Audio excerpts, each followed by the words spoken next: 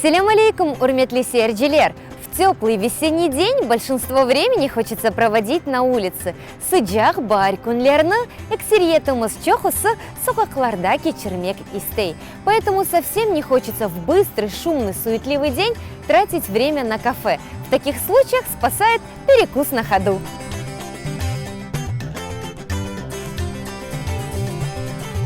Перекус на ходу – аяқ үстінде қапынмақ, а также можно сказать аяқ үстінде чимкынмақ. Перекусить или немного поесть – чимкынмақ или қапынмақ.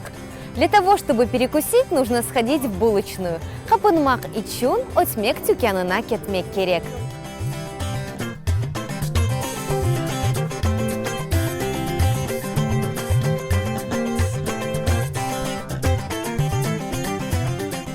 Я предпочитаю пить лимонад. Мен татлы ичимлекны ичмеге севем. Лимонад татлы ичимлек, пить ичмек. Пить лимонад татлы ичимлекны ичмек. Напоминаю, перекусить капынмақ или чипкынмақ.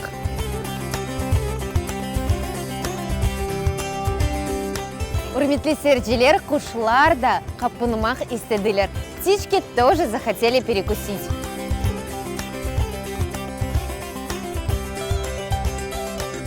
Уважаемые зрители, все мы после тяжелых рабочих будней заслуживаем на отдых. И хочется просто сидеть на скамейке и наблюдать за людьми. Сайгалы серджилер эпомыз агыр иштен sonra ратлык акы казанамыз.